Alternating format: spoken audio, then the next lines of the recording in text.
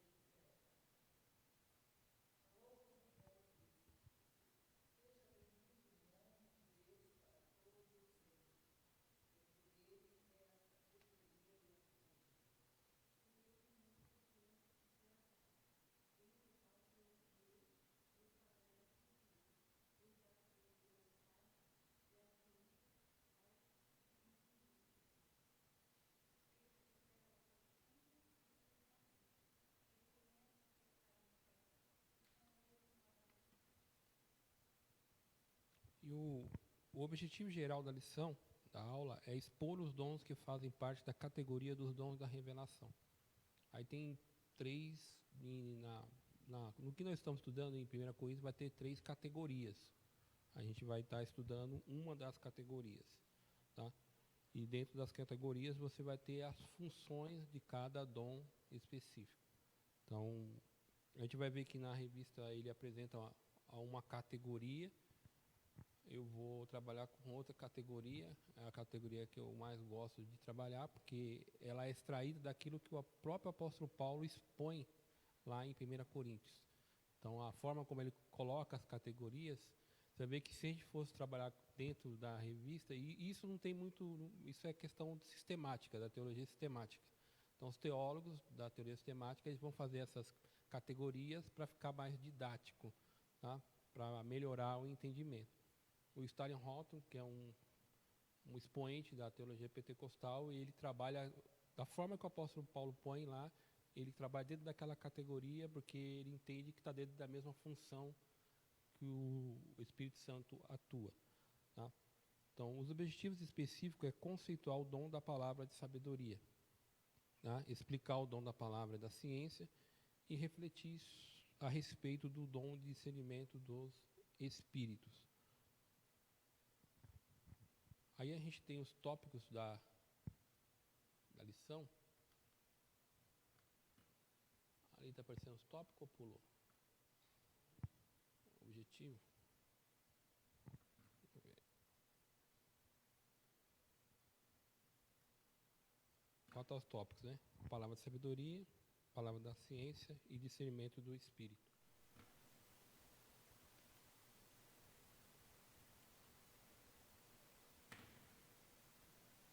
Introdução. Aí na introdução vocês já vão ver uma categoria. A maioria dos estudiosos classifica os dons de 1 Coríntios 12, do versículo 8 até o versículo 10, em três categorias. Independente do teólogo, ele sempre vai trabalhar com essas três categorias. O que muda, onde eu pude ver, é o dom de discernimento. Por exemplo, no Stanley Horton ele trabalha com o dom de discernimento e ele coloca na categoria de dons do ministério, ou a igreja, o mundo, o dom de poder. E os demais vão colocar o dom de discernimento junto com a palavra de sabedoria e de ciência. Tá? Então, quem for estudar dons espirituais, pegando as categorias dos teólogos, sempre vai trabalhar sempre com essas três categorias. Então, não vai mudar muito. Tá? E aí você vai ter outra. Essa categoria ela é restrita? Não. Se a gente formos para Romanos 2, a partir do versículo 3, você vai ter uma outra categoria de dons. Se a gente for para Efésios capítulo 4, versículo 10 e diante, você vai ter outra categoria de dons, que são dons ministeriais. Se a gente for lá para, acho que para a primeira carta de Pedro, a segunda, não me lembro, capítulo 4, nós também vamos ter uma outra categoria de dons. E isso quer dizer o quê? Que não tem uma limitação nos dons. Tá? Quando a gente entra na função do dom, falando especificamente de dom, não é porque um dom, o dom de música, ele não está na categoria. Mas isso não quer dizer que não seja o dom. Se ele for usado para a glória de Deus, para glorificar a Deus, para proclamar o Evangelho, ele está fazendo a função que os dons espirituais têm, que é edificar o corpo, tá? Proclamar o Evangelho. Então, a própria variedade de categorias mostra que há os dons não são limitados, tá? Não estão limitados a uma categoria. Pode ter muito mais.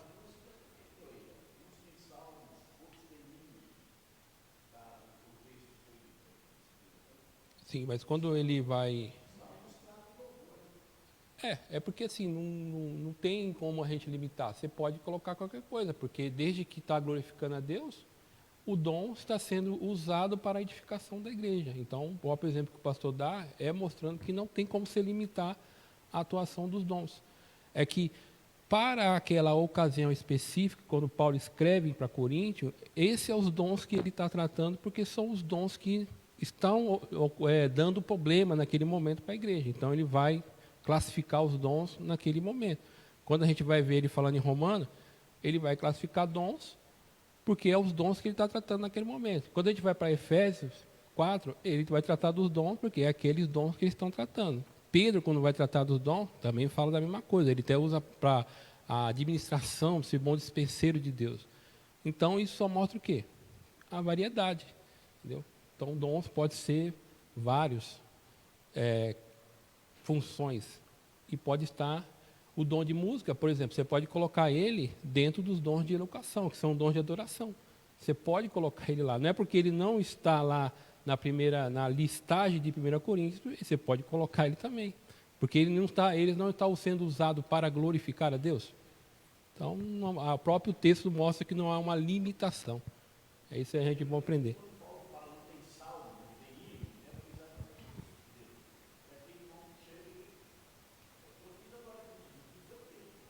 E aí a gente tem os dons que aqueles que cantam e tem aqueles que têm o dom de acompanhar. E foi o que na Maria fizemos, nós só acompanhamos.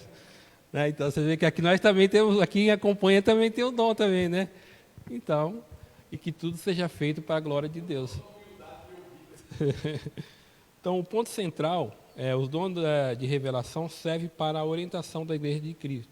Então dom de revelação por quê? Porque como a própria função do dom é trazer algo de Deus, né, de uma forma sobrenatural. E aí a gente vai ver já cada um deles especificamente, que usando os recursos humanos não teria como a gente transmitir isso para a igreja.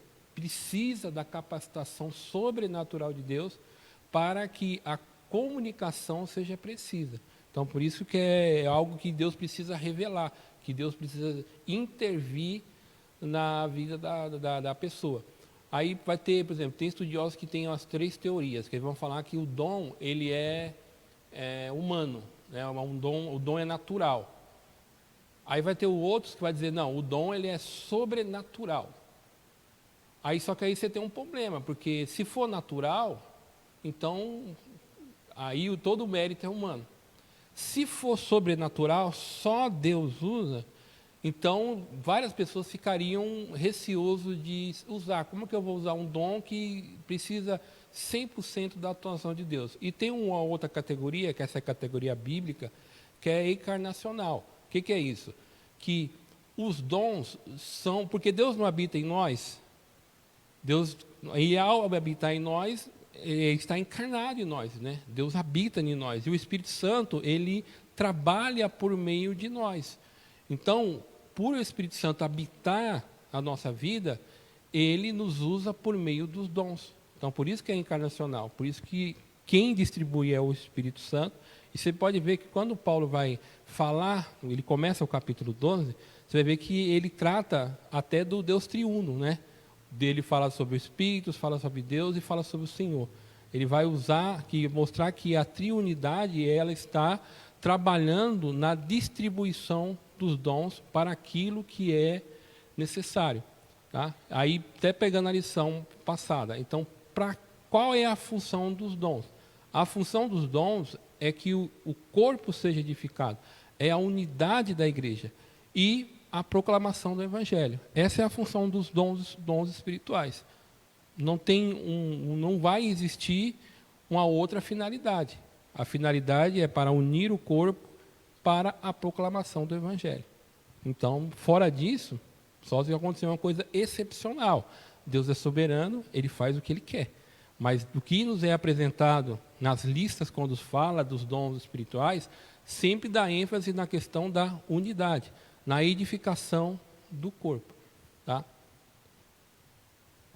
O tópico 1 vai falar sobre a palavra da sabedoria. Tá? Aqui, aquela coisa, né? Graças a Deus que hoje é uma aula que a gente vai ter participação, né?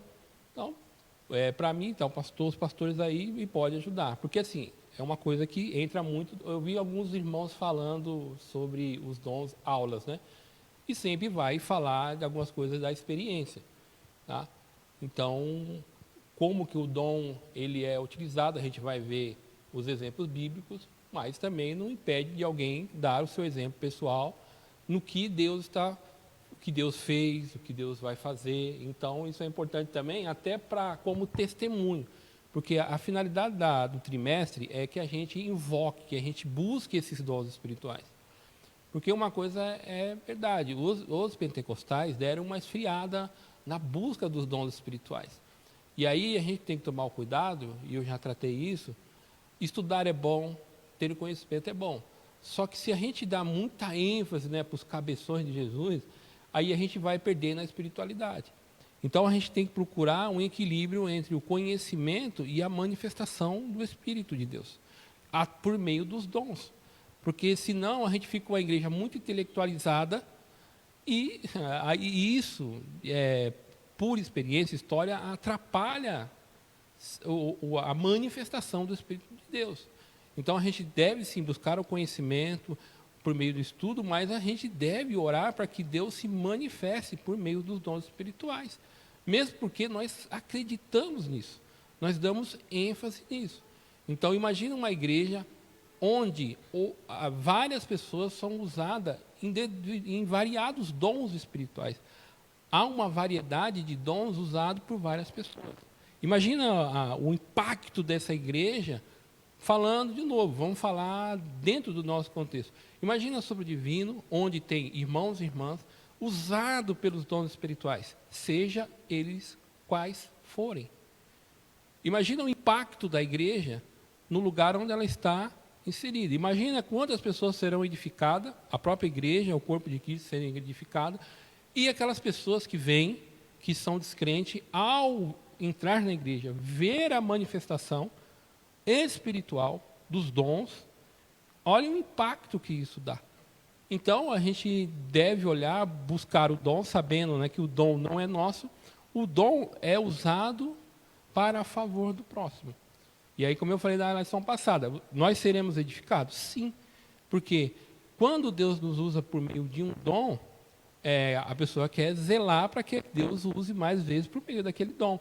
Então, logo, eu vou ter mais cuidado com a minha vida espiritual, em querer me aproximar mais de Deus, para que Deus possa me usar mais e mais por meio daquele dom. E aí a gente tem que lembrar, dons espirituais e fruto do Espírito, eles caminham juntos, são irmãos gêmeos, né? Então, dons espirituais e fruto do Espírito são irmãos gêmeos, eles andam juntos. Tá? O dom, a gente tem que tomar cuidado, porque a gente sabe que o dom, ele pode gerar uma soberba, um orgulho, uma condição de superioridade. Aí a gente tem que ter humildade de saber que Deus está nos usando porque Ele quer usar. Então, dons espirituais e fruto do Espírito são irmãos gêmeos, eles caminham junto aí para que o corpo seja edificado. Amém? Pastor?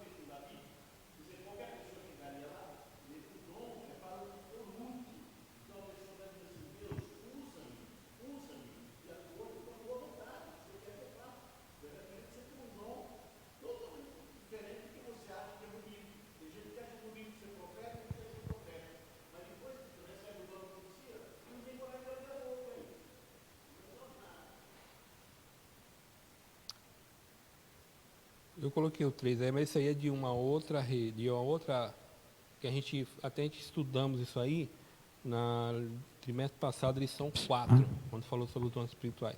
Essa é a divisão que eu gosto, que é a do Stanley Rock, segue a divisão funcional feita pelo próprio apóstolo em 3 grupos a saber.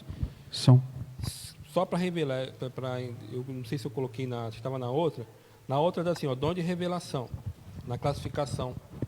Aí, palavra de sabedoria, palavra do conhecimento e discernimento do Espírito. Essa é a classificação anterior.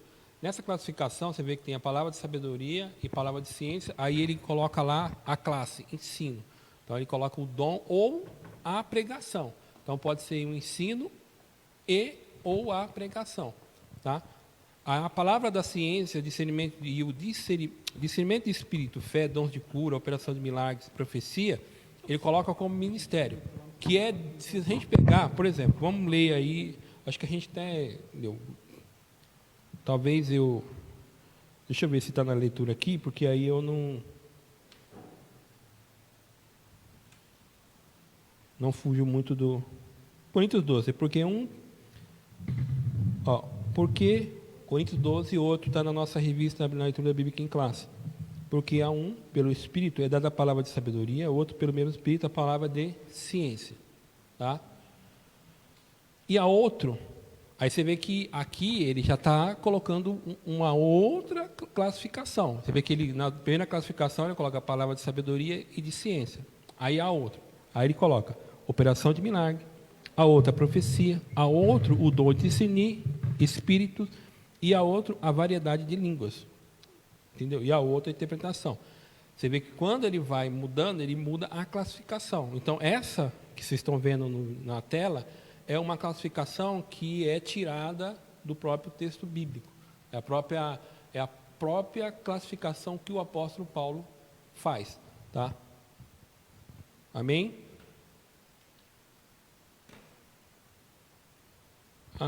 O conceito da palavra, entrando na questão da palavra de sabedoria.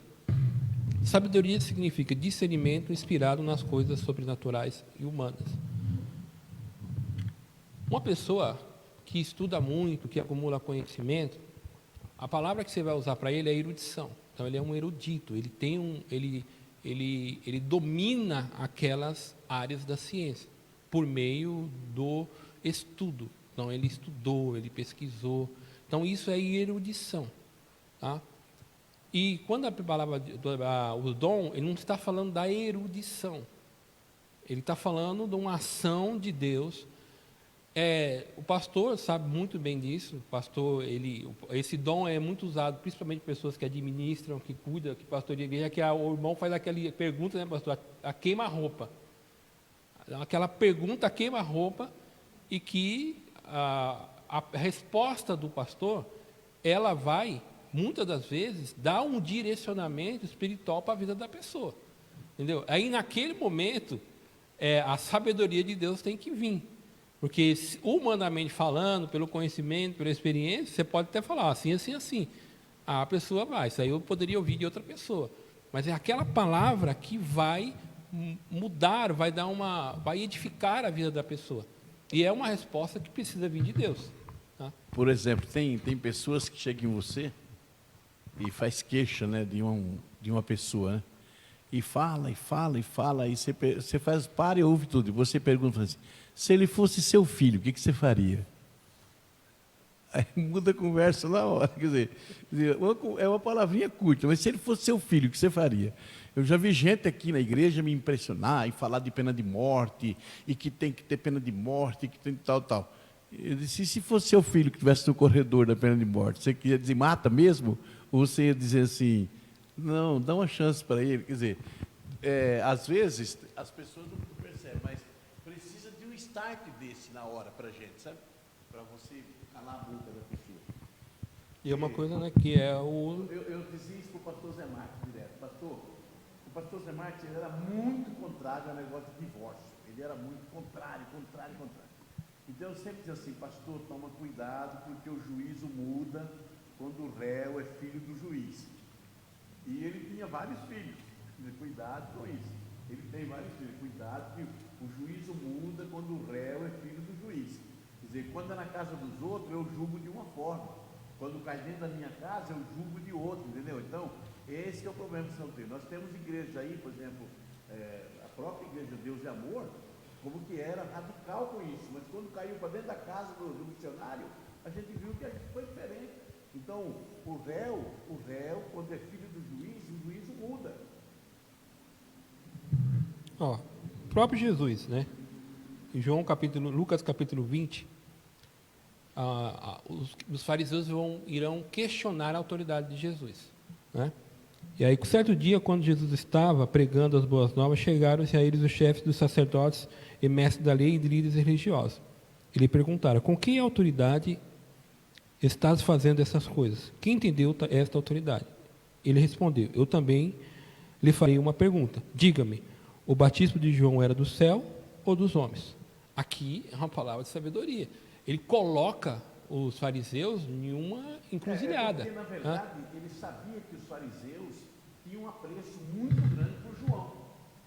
Então, ele colocou os judeus numa situação difícil, porque o que Jesus estava dizendo é o seguinte: ó, vocês dizem que o João é profeta, vocês têm admiração pelo João, o João é um homem de confiança de vocês, e foi o João que me batizou, e foi o João que me colocou no ministério. Quer dizer, ele estava mostrando que ele não era um forasteiro, que ele não tinha caído de paraquedas, né? E ele fala assim, né, e eles discutiam entre si, os fariseus vão discutir entre si. Olha o que eles discutem. Dizendo: se dissermos do céu, ele perguntará: por que vocês não querem nele? E aí ele fala assim: mas se dissermos dos homens, todo o povo nos apedrejará, porque convencidos estão de que João era um profeta. Por isso respondeu: não sabemos de onde era. Então, eles sabiam que aquela autoridade que Jesus fazia não era uma autoridade de Deus. Mas, para não dar o braço a torcer, por inveja, mas Jesus colocou eles numa incorrência. Entendeu?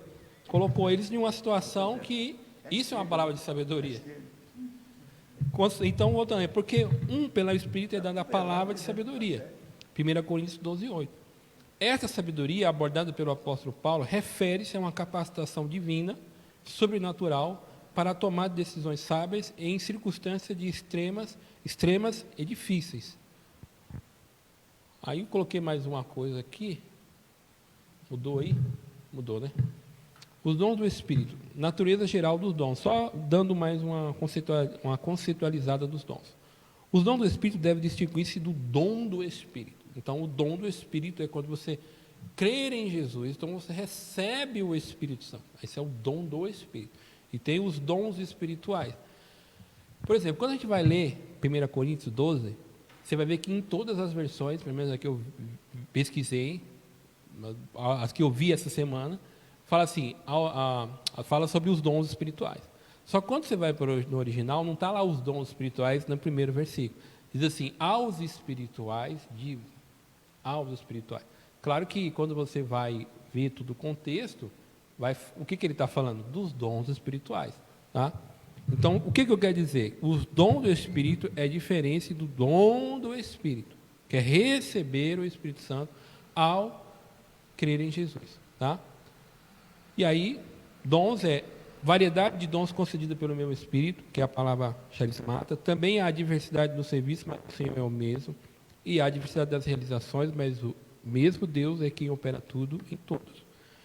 Aí tem diaconia, ou variedade de serviço prestado na causa do mesmo Senhor, o poder do mesmo Deus que opera em tudo todos, que é a lista de Romanos 12, a partir do versículo 3, que eles vão falar ali que é os dons de serviço. Tá? Então, aqui é só para dar mais uma conceitualizar melhor aí a questão do dom. Mudou aí?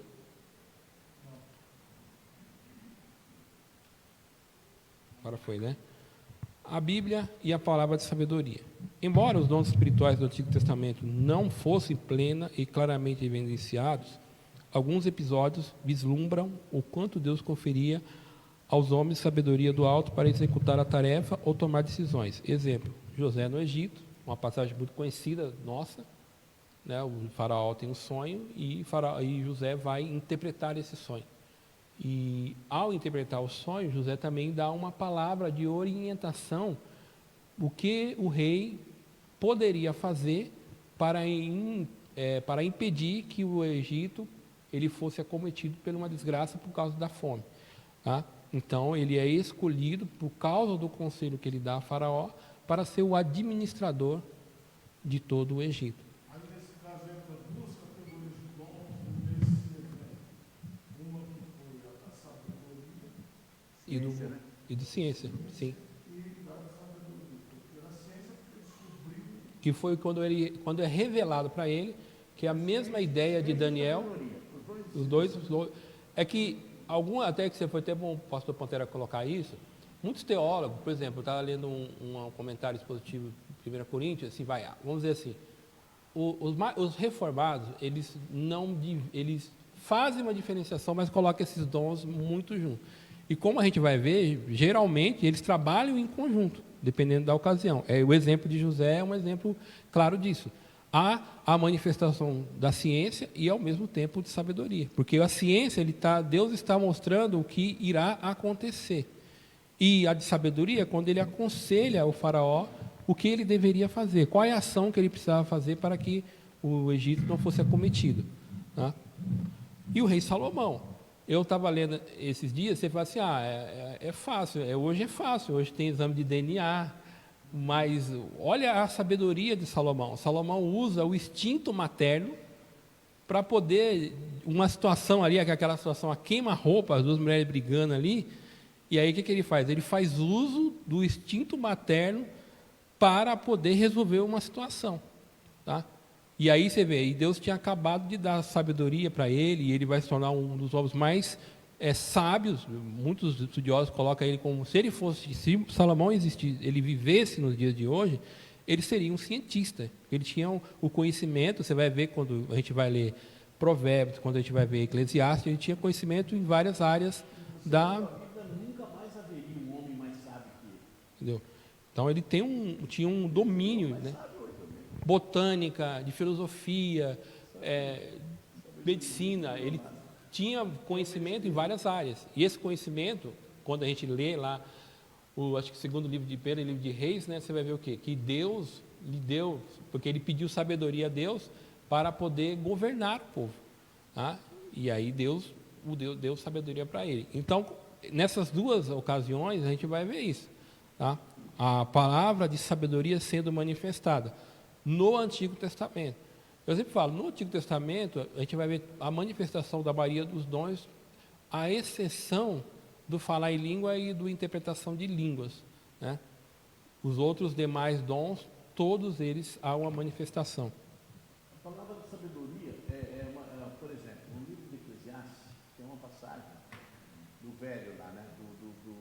De uma cidade ia ser destruída por alguns reis que vinham contra e tal. Aí todos os nobres não entendiam o que eles iam fazer. Aí um homem sábio orientou como que seria, se vai ser assim, e deu todas as coordenadas e disse que a cidade foi livre da destruição por causa da sabedoria daquele homem. Só que depois que ele falou tudo isso, disse que ele foi esquecido. Aí então, a moral da história é o seguinte: é melhor ser um sábio esquecido do que um tolo lembrado. Entendeu?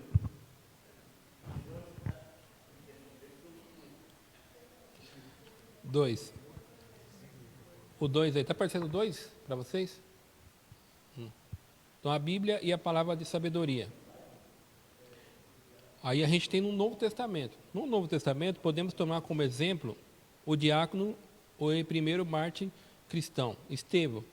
Não podia resistir à sabedoria ou espírito com que falava. Atos 6, 9 e 10. Que é na exposição do Estevão, quando ele está pregando. Então, ele está falando aquilo para Israel, para os líderes religiosos, e percebe-se uma sabedoria dele em expor o texto bíblico. Tá? Então, a gente vai ter no Antigo Testamento o exemplo de Daniel, de Salomão e José, e a gente tem um exemplo no Novo Testamento do Estevão. É o que eu pulei aí? Não. Ninguém se lembrava daquele pobre homem. Ele estava lá, né? E a gente vê muito isso, né, também, né? Pessoas que você olha, mas a pessoa tem uma capacidade de conhecimento, sabedoria, e às vezes a gente olha muito pelo aspecto físico da pessoa, mas a pessoa já passou por várias coisas na vida e sabe resolver as coisas. A Né? palavra de sabedoria é dada a qualquer pessoa, assim, no momento. Deus precisa usar aquela hora daquele jeito, entendeu? E acontece. Isso já aconteceu comigo. Eu já falei para os irmãos isso.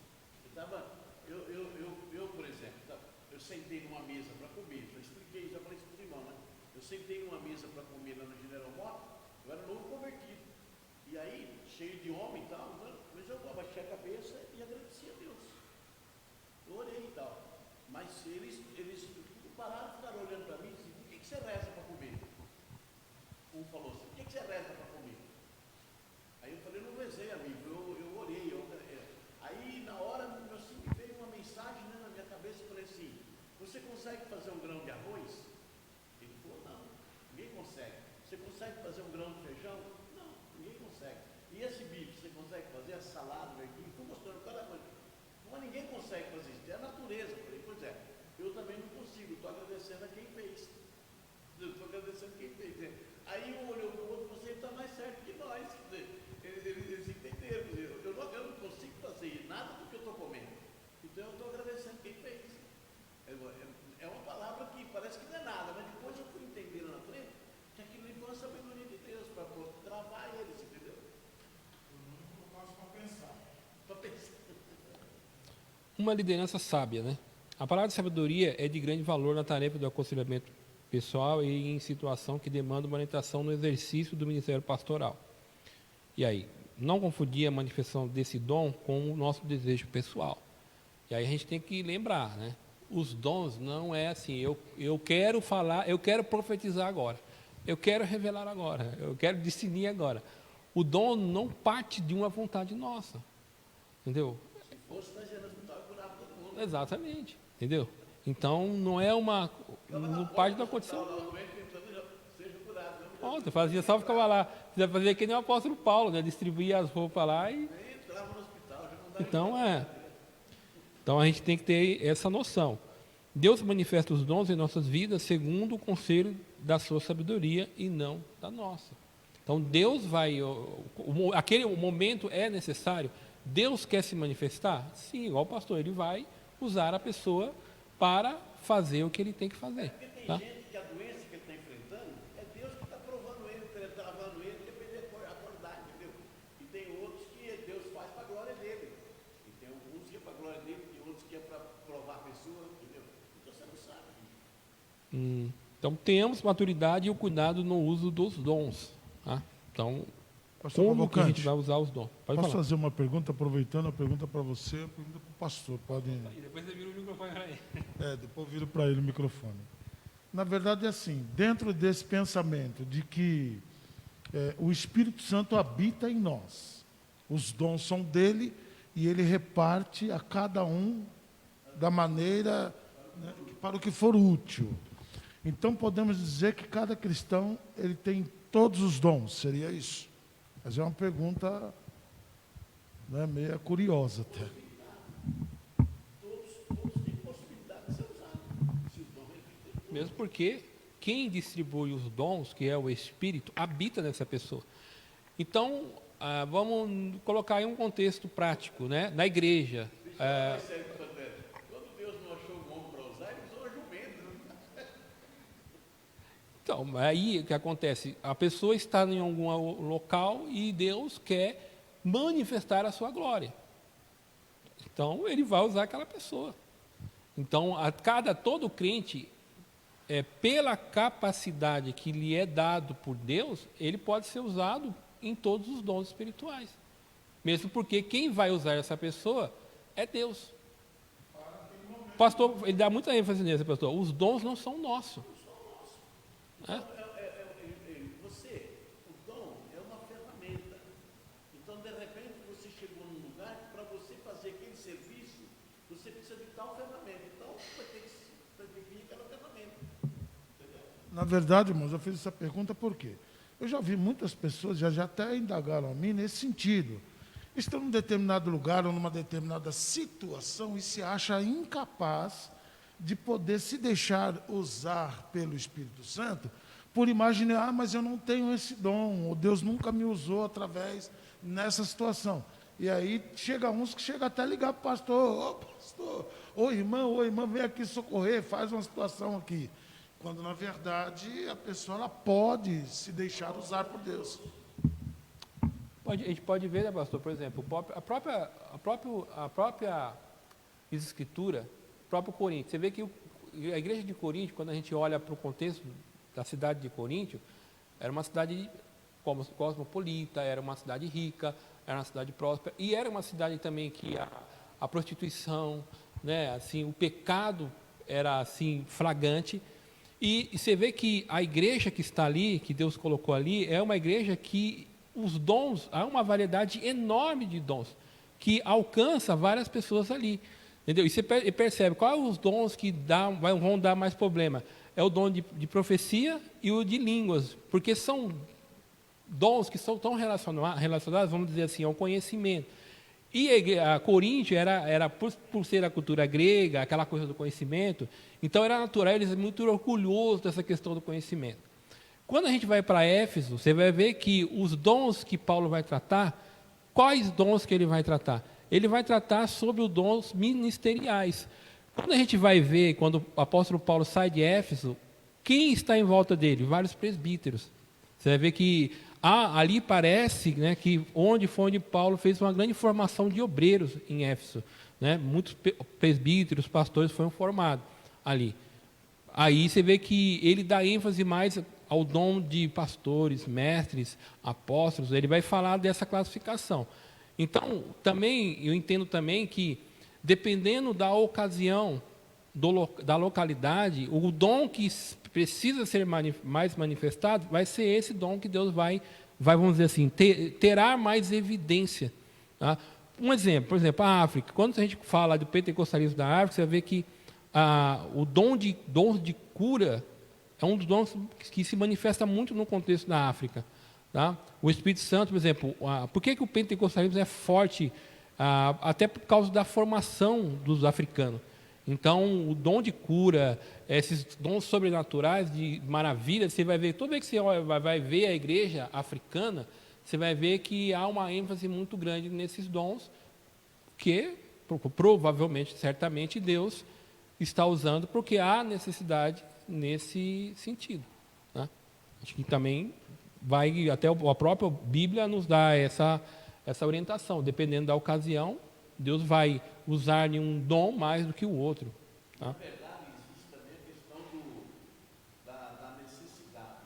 Aonde, por exemplo, se eu tenho um filho doente, mas eu tenho dinheiro, eu tenho convênio médico, eu vou levar meu filho médico, a primeira coisa que eu faço. Agora, você tem um filho doente num lugar distante, você não tem quem leva, você não tem médico, você não tem dinheiro, você não tem. Há uma diferença muito grande na sua vida. Você vai chorar na presença de Deus, você vai implorar, você vai orar, você vai buscar Deus. Então, isso é um milagre. Agora, nós acreditamos mais, e o Asa fez essa besteira, diz que ele morreu doente dos pés. Por quê? A doença dos pés matou o homem. Por quê? Diz que ele acreditou mais nos médicos do que em Deus. Nós fazemos isso hoje constantemente. A primeira coisa que acontece é uma dorzinha, aquele negócio, corre para o médico, entendeu? Não temos aquela coragem de falar assim, não, vou esperar em Deus. Não, nós vamos lá para o médico. Então, é lógico que na África, em lugares da África, eles têm muito mais dificuldade até para arrumar alimento. Imagina médicos, essas coisas e tal. Então, eles vão, quando conhecem Jesus, eles vão se atirar em cima de Jesus.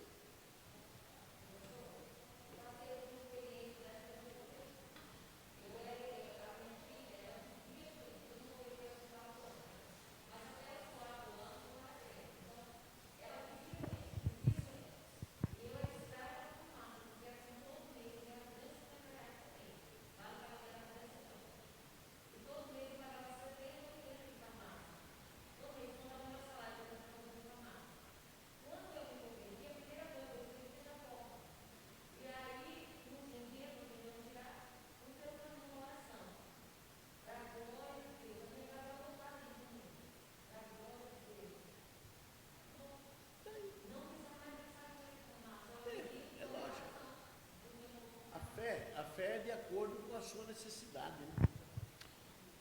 Então, pegando só alguns exemplos bíblicos, né? Deus é consolo do pobre. Né?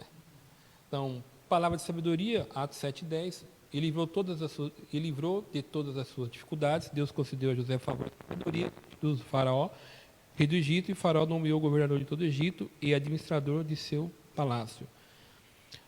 Apocalipse 13:18. Aqui é preciso sabedoria. Quem tem discernimento, trate de entender o significado do número da besta, pois é o número do homem, seu número é 66. Então, para entender isso, precisa de uma sabedoria de Deus. Né? Eu não entendi isso daí direito, não. Então, sendo assim, irmãos, escolham 7 homens respeitados, cheios de espírito e de sabedoria, e nos encarregamos desse serviço, quando vai escolher os diáconos, em Atos 6. Portanto, proclamamos a Cristo, advertindo a todos e ensinando a cada um com toda a sabedoria, para apresentá-los maduro em Cristo. Colossenses capítulo 1, versículo 28. E aqui é aquela coisa, tem muito crente que falta com sabedoria, principalmente quando está no meio de incrédulos, né? Na forma de comportamento. Então está aí alguns textos bíblicos, tá? Atos 7:10, Apocalipse 13:18, Atos 6:3 e Colossenses 1:28. Síntese do tópico.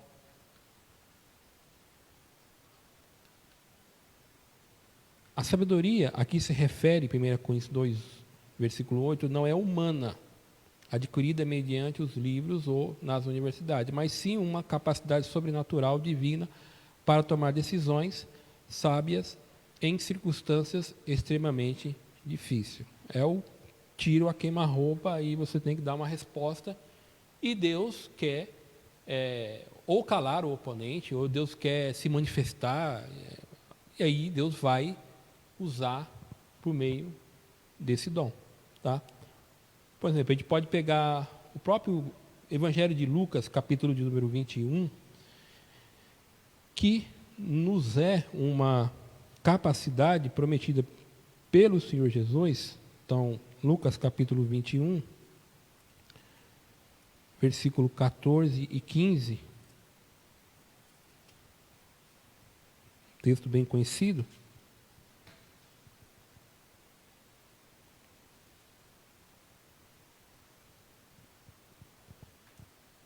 Vocês querem que eu leia na NVI ou vocês querem ler na revista corrigida? Diz assim, 14. Mas convençam-se de uma vez que não devem preocupar-se com o que dirão para se defender, pois eu lhes darei palavras e sabedoria, e a que nenhum dos seus adversários será capaz de resistir ou contradizer. Tá? O Estevão é um exemplo disso, que eles não conseguiram contestar o argumento de Estevão. O que eles fizeram? Mataram. A gente não consegue calar ele com um argumento, vamos fazer o quê? Matar ele. Tá? O 2, palavra da ciência.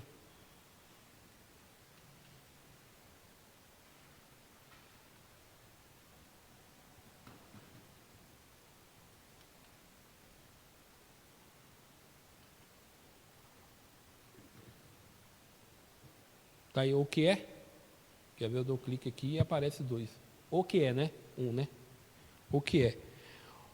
O dom da palavra da ciência se relaciona à capacidade sobrenatural concedida pelo Espírito Santo ao crente para este conhecer fatos e circunstâncias ocultas.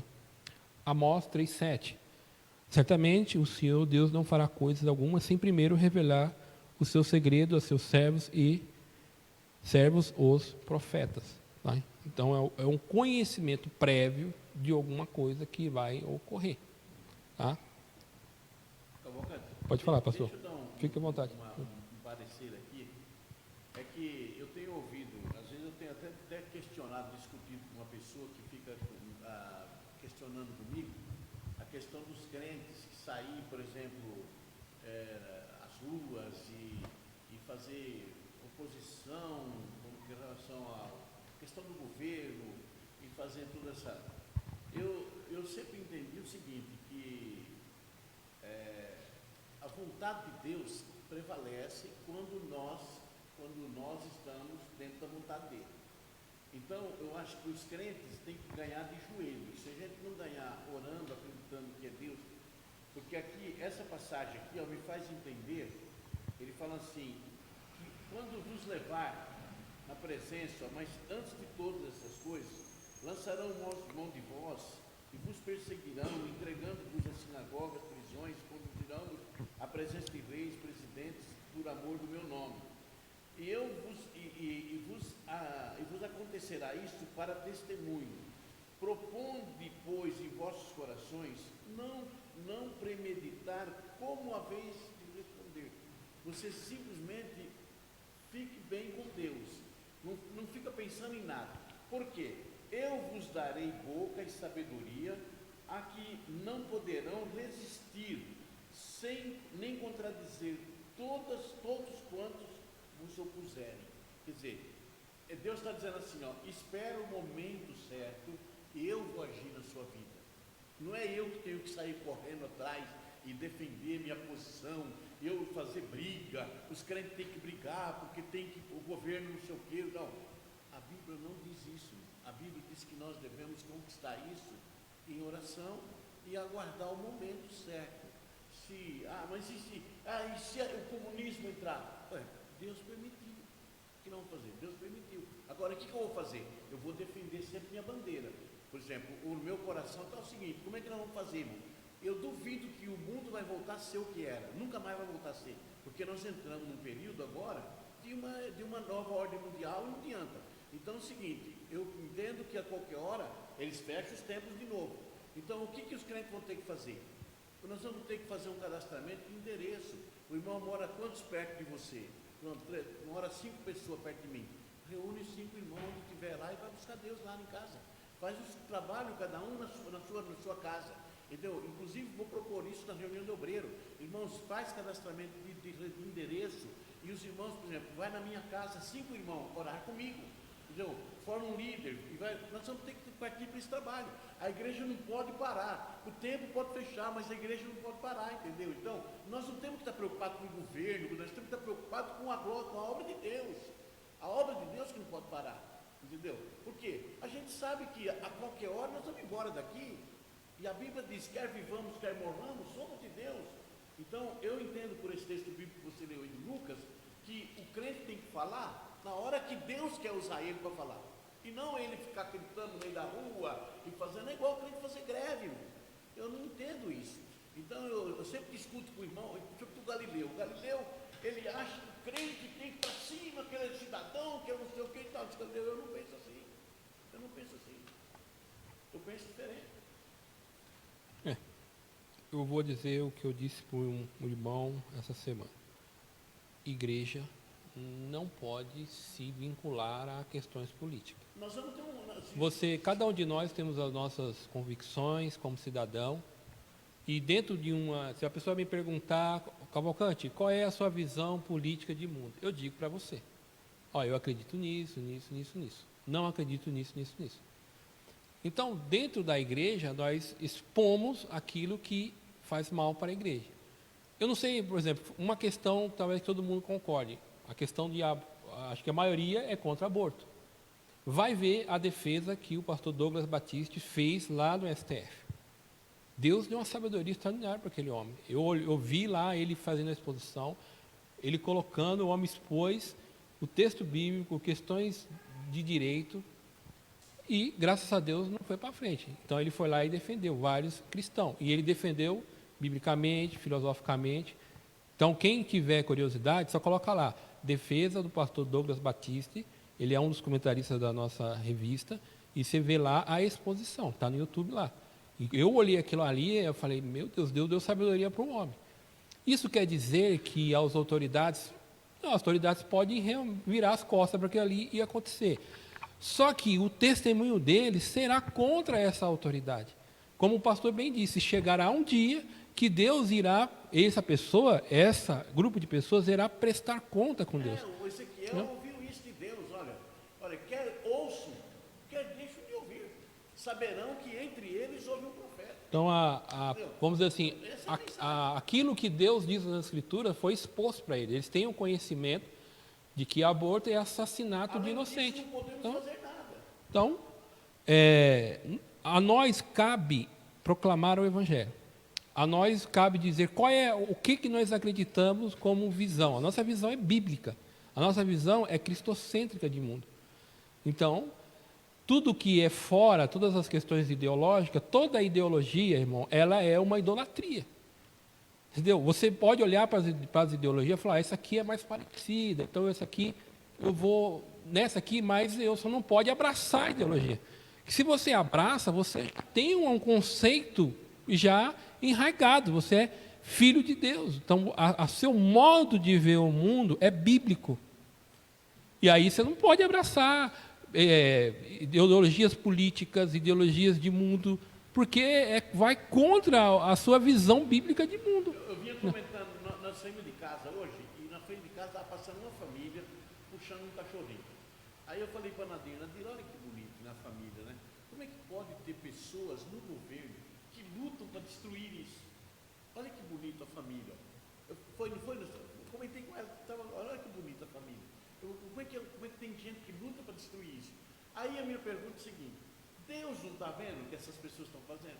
Olha, se Deus está suportando, quem sou eu para também virar uma guerra contra essas pessoas? Não tem jeito. Então, é a questão do Abraão, que diz que o Abraão ele morava num lugar em que ele estava mais ou menos no meio de um caminho, de uma cidade na outra. E aí as pessoas que vinham para tal, quando anoitecia, chegavam na casa de Abraão. É um conto judaico. Aí diz que o Abraão recebia as pessoas e elas jantavam na casa dele e dormiam ali, pernoitavam de madrugada, levantavam e iam embora. Um dia entrou na casa do Abraão um homem de 100 anos de idade. Aí diz que o homem foi comer e não agradeceu a Deus.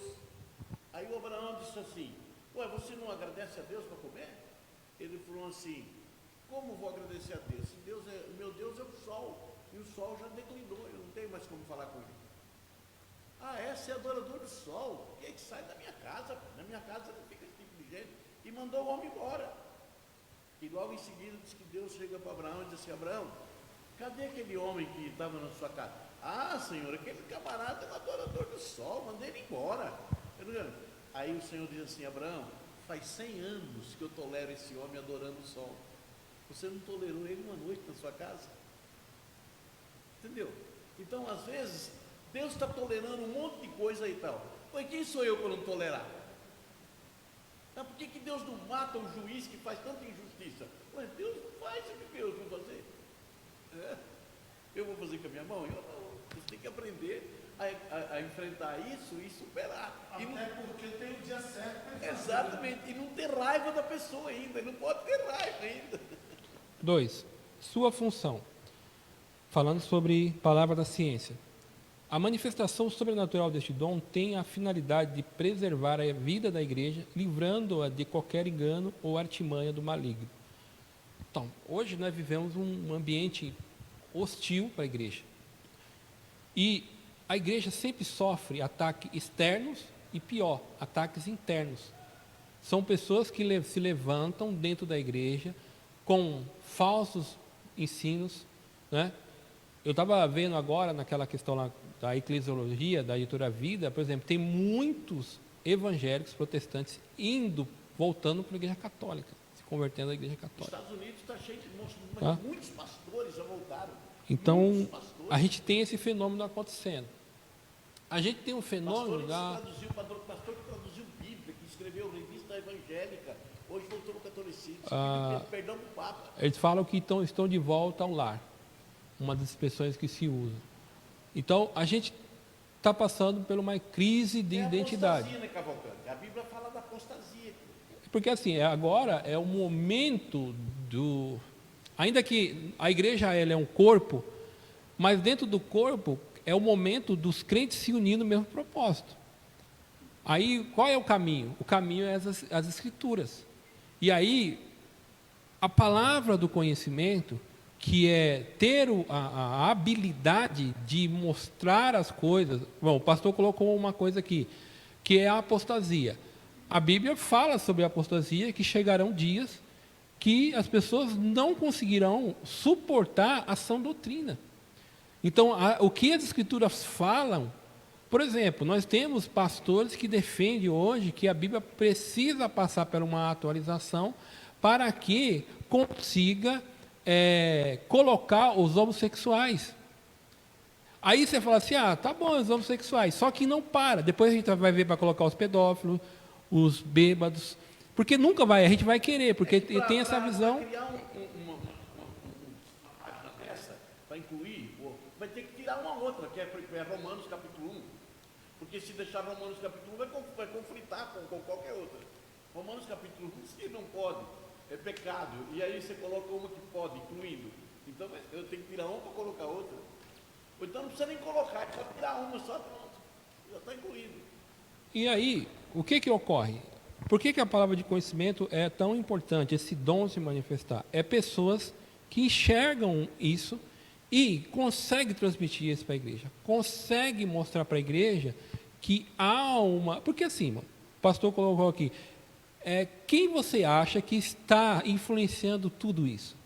Quem é a pessoa que influencia essas pessoas que querem impor coisa? Porque assim, a visão do mundo é progressista, não adianta. As academias são assim, a mídia é assim, né? Quando você começa a aprender a ver, você vai ver um filme. Eu estava vendo um filme esses dias. Ontem eu estava vendo um filme. E ao ver o filme, eu vejo o filme defendendo essa ideia progressista. Porque aí a pergunta, o pastor colocou uma coisa aqui excelente. Se Deus não está suportando isso, Deus não sabe, como é que eu vou ficar? Eu sei que, por exemplo, atrás de um juiz Nico, porque ele, claro, ele tem já essa inclinação, mas quem está influenciando ele? É o príncipe desse século. Eu tenho que lembrar o seguinte, Isaías capítulo 5, versículo 20, diz assim, ai do que ao mal diz bem e do bem diz mal. Ai do que da escuridade faz luz e da luz faz escuridade. Ai, quer dizer, quem está dizendo isso é Deus que está dizendo. Eu vou acertar com ele depois. Aí você vai para Isaías capítulo 10. Ai dos que decretam leis injustas, que suplantam o direito do órfão, da viúva, do fulano, quer dizer, nós estamos vendo tudo isso aí. Nós estamos vendo, está na palma da mão, então estamos vendo. Agora, quem que falou ai? Quem que falou ai? É ai porque o José vai tacar pedra em você, como o Simei tacava pedra no Davi? Não, é ai porque Deus vai chegar junto com esse povo. É Deus que vai cobrar, não é nós. 3, né? Exemplos bíblicos da palavra da ciência. Ele vai pegar o exemplo, né, lá de 2 Reis. O profeta Eliseu foram revelados os planos de guerra do rei da Síria, quando este pensou em atacar o exército de Israel. Se a gente pegar e fazer uma tipologia, todos nós, quando olhamos para o texto bíblico, o pastor acabou de citar alguns, sabemos qual é o nosso inimigo das nossas almas. Qual é o plano dele? Satanás sabe que o tempo dele está se encurtando. Então, o que ele vai usar? Cavalcante. Essa questão, você tem que admitir isso, nós somos estrangeiros. E aí, nós assim, não somos mais daqui. O Satanás, ele vai... Qual é o embate dele? Qual é o inimigo dele? Quem é aquele que pode barrar ele? É a igreja. E quais são as pessoas que são a imagem e semelhança de Deus por causa do novo nascimento? São pessoas que nasceram de novo. São essas pessoas que defendem princípios bíblicos, que defendem a criação de Deus. E aí, quem você acha que vai ser calado? Quem é? Então, a batalha está aí. Agora, todos nós sabemos que, a gente fala batalha, mas quando Jesus se manifestar, irmão, não haverá batalha. Jesus vai aniquilar o inimigo. Não vai haver batalha. A batalha existe hoje porque, como o pastor colocou, Deus está suportando.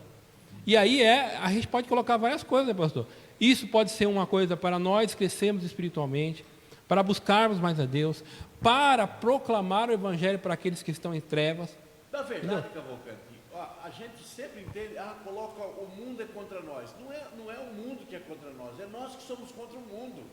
É nós que não concordamos com o comportamento deles. Eles são progressistas, nós somos como que chama? Conservadores. Então, nós que somos o problema. Por isso que a luta deles é contra o judaico-cristão. Eles têm que tirar a Bíblia, eles têm que tirar o pensamento nosso fora. Por isso que a primeira coisa que o comunismo persegue, o que é? É a religião. Eles têm que tirar nós fora. O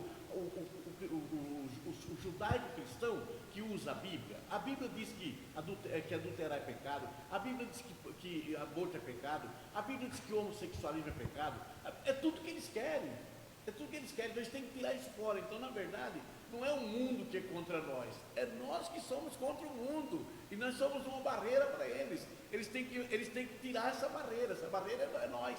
Por isso que a guerra é contra o cristianismo. Então nós temos que, aí Jesus disse que nós devemos fazer o quê? Alegrar-se com isso. Quando vocês são perseguidos, glorifica a Deus, vocês são perseguidos por causa do meu nome, entendeu?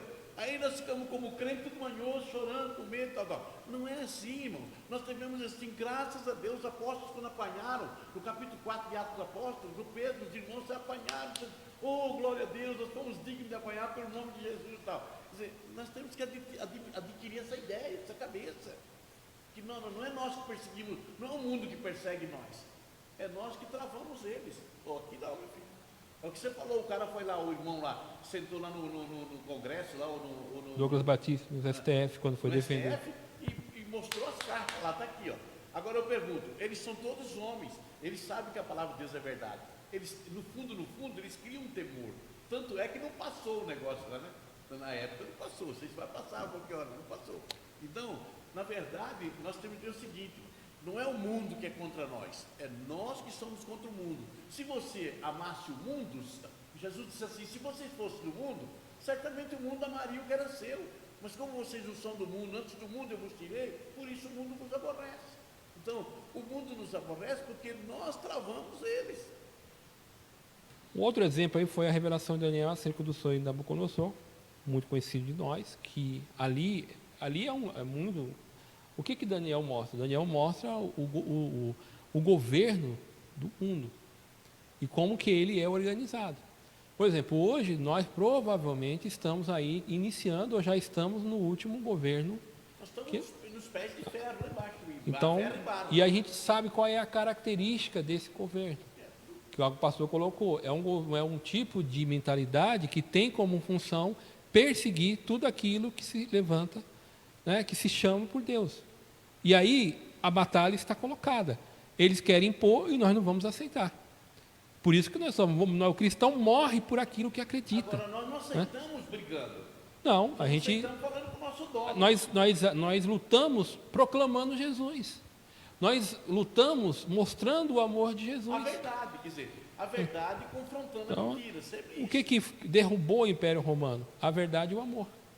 O amor dos cristãos e aquilo que eles proclamavam foi que derrubou o Império Romano. Então, como que o cristão luta? É que nem o pastor colocou, de joelho. E mostrando as virtudes do rei.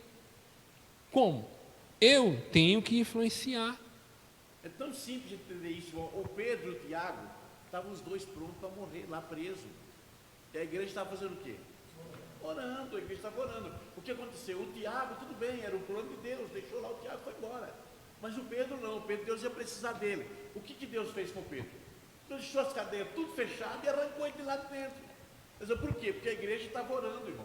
O nosso problema é isso, nós queremos brigar no braço, queremos brigar e esquecemos que a nossa união, a gente precisa começar a unir as famílias em casa, não dá para ir à igreja, fechou? Vamos orar em casa, mas não conversar nada. É ler a Bíblia e orar.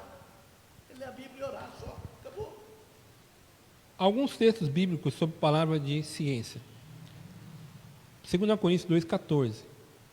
Mas graças a Deus que em Cristo sempre nos conduz triunfantemente agora por nosso intermédio, ele espalha o conhecimento de Cristo por toda parte como um doce perfume. Nesse primeiro ano, eu, Daniel, ao estudar a palavra do Senhor revelada ao profeta Jeremias, compreendi que Jerusalém devia permanecer desolada por 70 anos.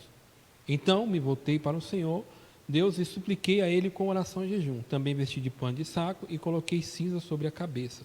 Daniel 9, 2 e 3.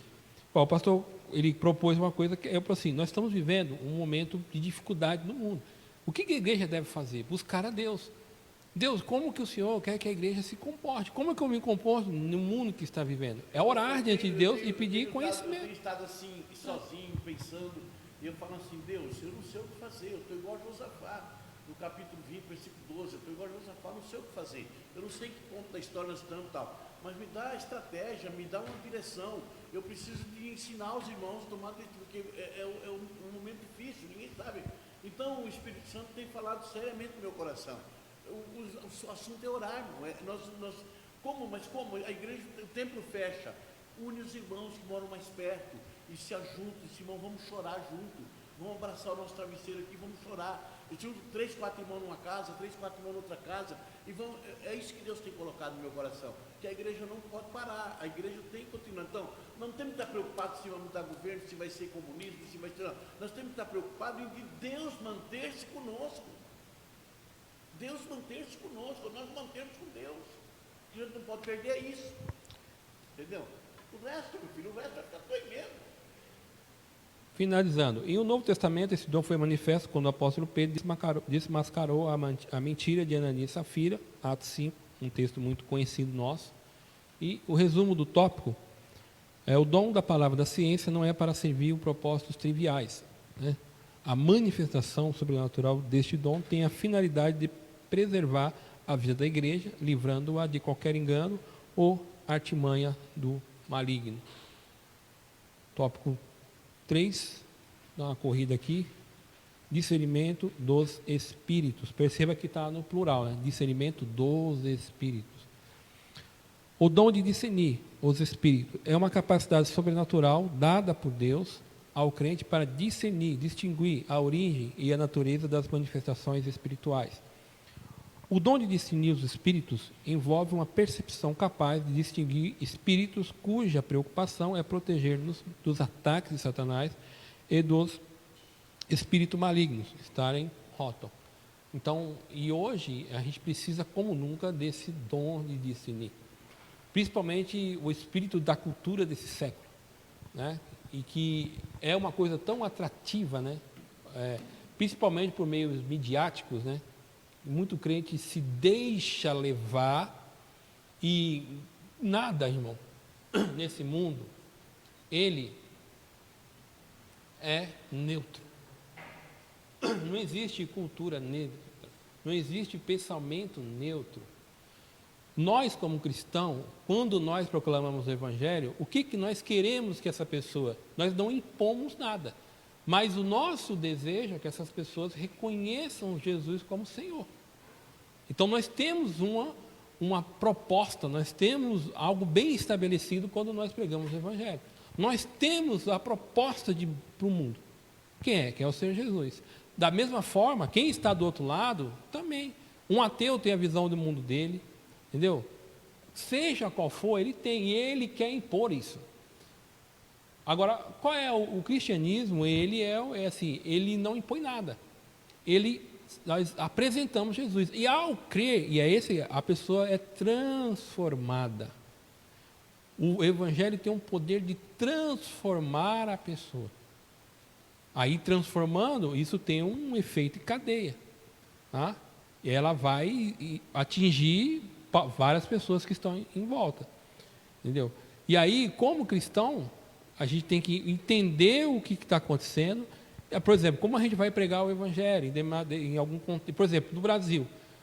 No Brasil, irmão, quem é do Facebook, meu amigo, se colocar uma questão política lá e você cair na bobeira de comentar alguma coisa contra ou a favor, quem escreveu sabe o que eu estou dizendo. Você vai ter que argumentar com um monte de gente. E o que é difícil? Tem crente que xinga você. Ele é seu irmão, ele perde a paciência, perde a paz e xinga. Então, como é que se prega o Evangelho nesse contexto? Como é que a gente vai dizer? Às vezes você vai colocar ali, você nem vai falar de A ou B, você vai colocar ali alguma coisa que você vê que está errado. Aí começa. Então, precisa pedir a Deus sabedoria para ver como é que vai lidar com essas questões. As fontes das manifestações espirituais. Podemos destacar 3 origens das manifestações espirituais no mundo: Deus, aqui é infalível, né? O homem e o diabo. Uma profecia, por exemplo, pode ser fruto. O pastor Pantera até deu um exemplo, acho que na aula passada, na primeira aula, o pastor Pantera colocou isso, né? Quando a gente estava começando a revista. Da ordem divina, da ordem da mente humana ou de origem maligna. Como saber? Como saber, né? Aqui o dom de discernir os espíritos tem um papel essencial de preservar a saúde espiritual da congregação. Aí aqui, acho que se o pastor puder me ajudar, é aquela coisa, você tem que ter comunhão com Deus, você tem que ter intimidade com Deus para poder ter consciência de que aquilo que você está recebendo é de Deus. Ter a convicção, temor de Deus, zelo pela palavra de Deus, zelo pelas coisas de Deus, para não sair da nossa mente ou deixar, né, muitas vezes que... O grande perigo, Cavalcante, sabe por que é?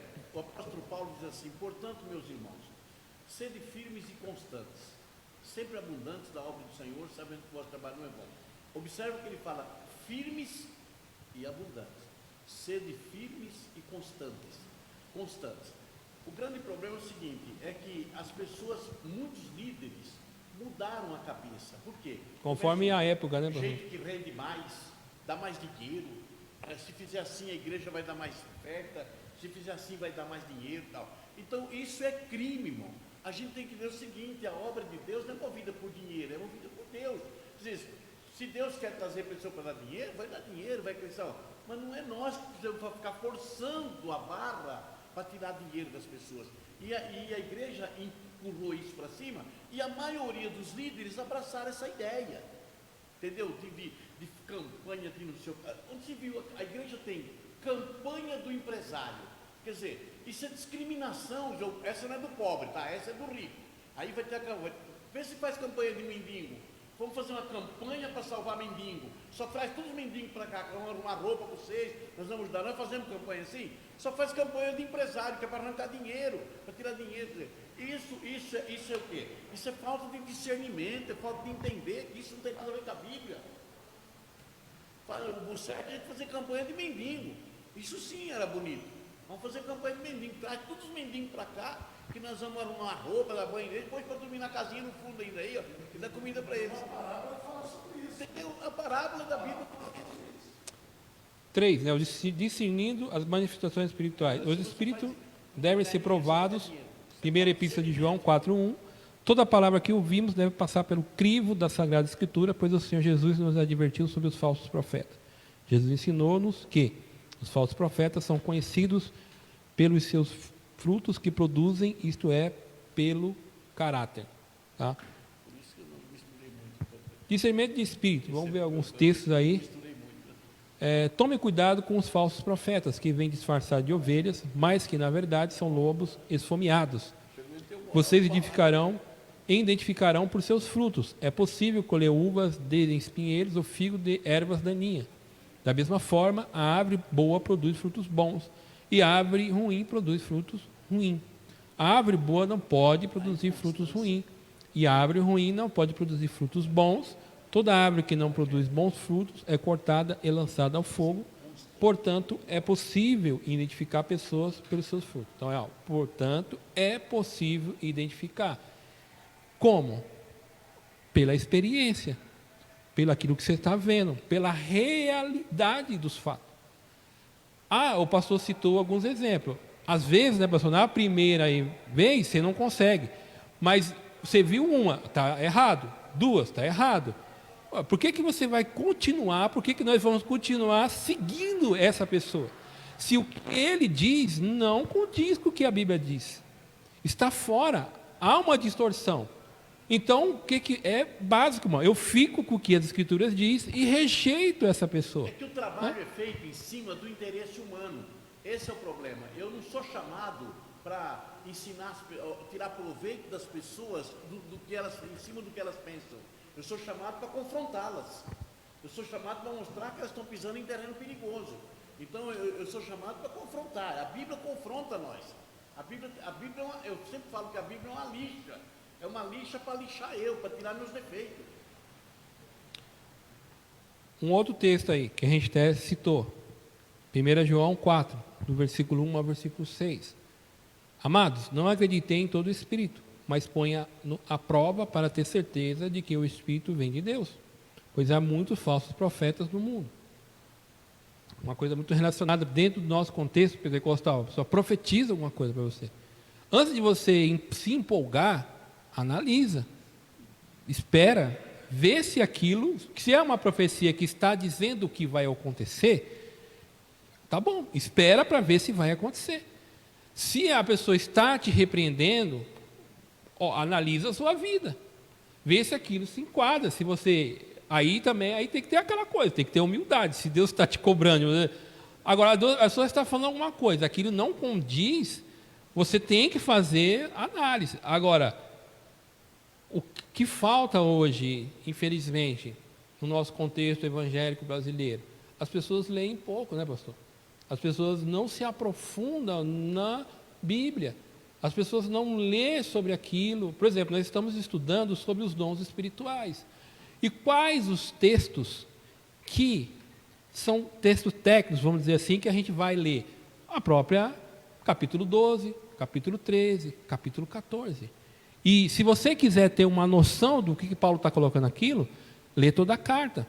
Depois lê a segunda. Inclusive, parece que até essa carta de Corinto, eles fizeram questão de colocar em ordem. No capítulo 12, Paulo fala de dons. Mas no capítulo 13, ele já fala que dom sem amor não vale nada. Então, aí ele coloca o amor como algo especial. O que adianta você ter o seu usado, mas você não ama, você não ama Deus, não ama o seu próximo, não vai resolver nada. No capítulo 14, ele já coloca a ordem. Espera lá, está tudo errado, vocês estão trabalhando errado. Tal. Então você percebe que já vai organizando tudo. Só pegando isso que o pastor está falando. Isso que o pastor está falando, irmão, não é coisa difícil de entender. Uma, duas leituras, você vai ver nessa ordem que Paulo está falando. Então, essa ordem que o pastor colocou, quando você lê o texto bíblico, e aquilo enraizou na sua cabeça, aquilo é uma doutrina, aquilo está guardado no seu coração. Porque a gente não pode anular que o Espírito, que Ele que vai nos ajudar a entender isso.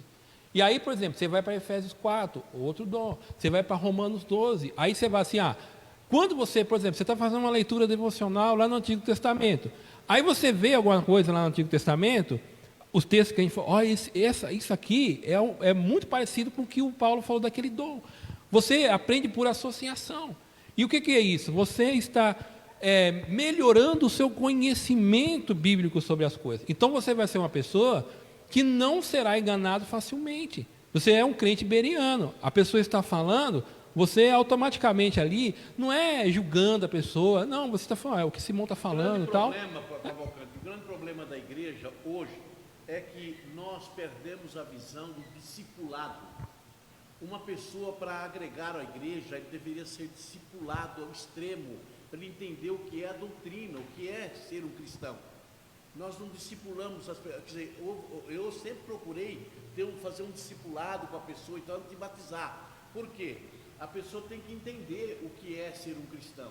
Então, o problema é esse problema de abandonar o discipulado, porque, na verdade, o que é um cristão? O pastor, por exemplo, o pastor é um referencial. Eu sou igual a qualquer um de vocês, eu tenho que ensinar vocês a fazer o que eu faço. Então, o pastor não é o senhor da igreja, o pastor não é o dono da igreja, o pastor é um referencial. Paulo diz assim, sejam meus imitadores, como eu sou de Cristo. Então, eu tenho que ensinar os irmãos a fazer aquilo que eu faço. Então, de uma forma mais clara, cada crente se torna uma pessoa hábil para viver uma vida longe de qualquer pastor, porque ele é um sacerdote, ele sabe o que é certo e o que é errado. Agora, quem que ensina? O discipulado que faz isso. Por isso que muitos crentes entram para a igreja, batizam e nem sabem o que está fazendo, entendeu? E esse é o grande problema de muitas igrejas, e por que não dizer da nossa também, quantos irmãos que devem batizar sem saber o que está fazendo, entendeu? Depois dá problema. Nós precisamos, a visão correta Jesus falou muitas vezes discipulado e ensinar, e o ministério da grande comissão. Grande comissão. A grande comissão. O ministério do ensino, Jesus ensinou, ide e ensinai. Ide e ensinai. Não é ir e pregue e batize, não. Ide e ensinai. Vou resumir o tópico, porque aquele relógio lá está errado. O dom de discernimento dos espíritos é uma capacidade sobrenatural dada por Deus ao crente para discernir a origem e a natureza das manifestações espirituais. Conclusão.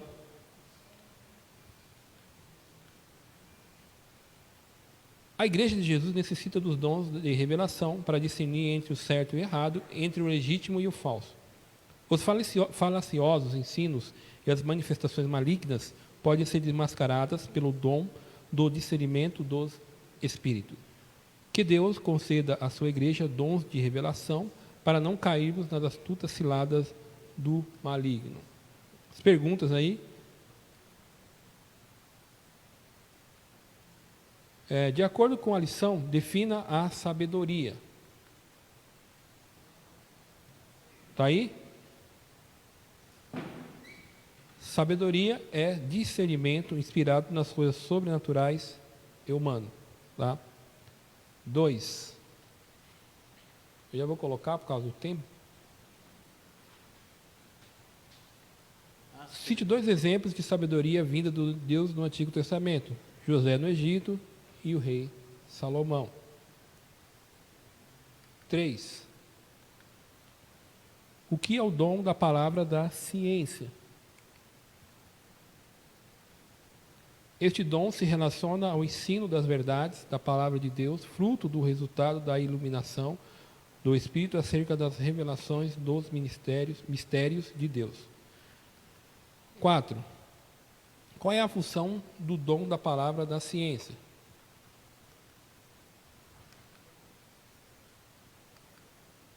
Eu estou no 5 aqui.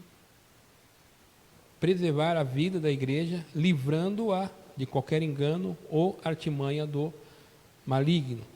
5. Segundo a lição, defina o dom de discernimento dos espíritos. É uma capacidade sobrenatural dada por Deus ao crente para discernir a origem e a natureza das manifestações espirituais. Pedi para o pastor Pantera orar por nós, está encerrando. Hoje, culto, né?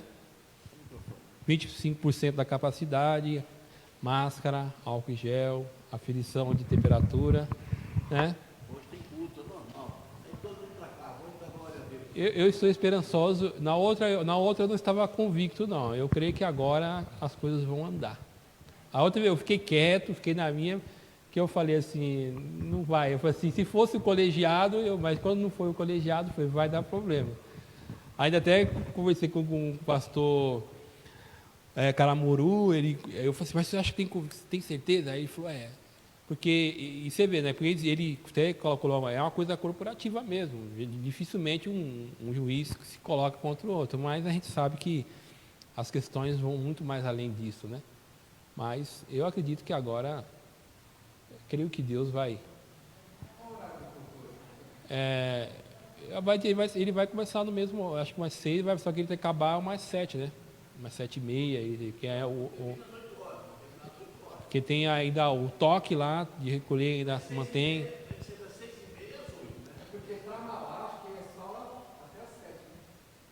Tem que ver o decreto. Pode ir.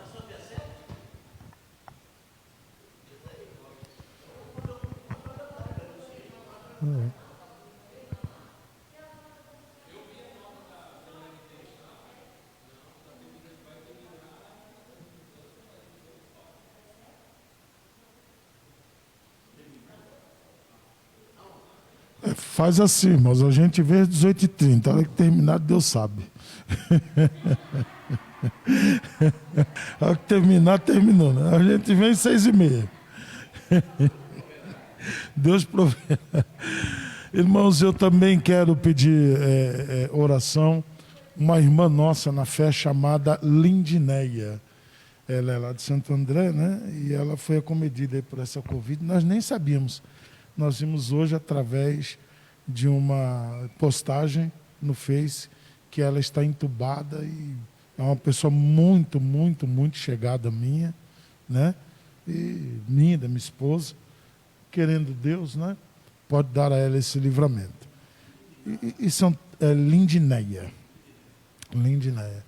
É tantas pessoas, né, irmãos? Ontem nós tivemos, já veio aqui. Ontem nós tivemos um culto, o senhor estava falando sobre o culto no lar, né? Todo mês eu faço um culto da família na minha casa. E o culto da família foi ontem em casa, tivemos um culto maravilhoso lá, né, em casa. E a gente, né, acaba vendo aí essa questão, né, de ajuntar em casa, né? Nós tivemos um culto maravilhoso, uma presença de Deus foi muito notória lá. Se você não faz isso, é um conselho que eu dou, faça isso, irmão. Eu aprendi isso alguns anos atrás. Eu aprendi isso alguns anos atrás, nós começamos, na verdade foi quando Deus me curou do câncer, né? E a partir dali nós resolvemos todo mês fazer um culto da família em agradecimento. E é muito bom, irmão. Faça isso. Nós estamos aí com todos esses problemas, né, de impossibilidade de cultuar junto. Mas você fazendo isso, eu tenho certeza que a chama continuará acesa, né? O nome de Deus continuará sendo glorificado. Senhor Deus e Pai, em nome de Jesus, nós queremos te agradecer muito, muito, muito, Senhor, por tudo que nos tem feito. O Senhor tem nos guardado, nos protegido, nos dado a oportunidade de estar aqui aprendendo e se preparando para proclamar o ensino que nos foi dado. Obrigado pela vida do nosso pastor Cavalcante, que tem se esforçado para nos apresentar o melhor da sua palavra. Obrigado pela vida de cada um dos irmãos que estão aqui, das famílias aqui representadas, e pedimos que por infinita misericórdia e bondade o Senhor possa visitar não só a irmã Lindineia, mas a tantos quantos precisam da sua visitação. Tem momentos que é só o Senhor que pode fazer um milagre, e estando dentro da sua vontade, nós te pedimos, Pai, faz o milagre acontecer, proporciona a cura, dá a vitória, nos prepara nessa noite a vinda para a tua casa, para te adorar, para te bendizer. Em nome do Senhor Jesus nós te pedimos e agradecemos. Amém, Senhor.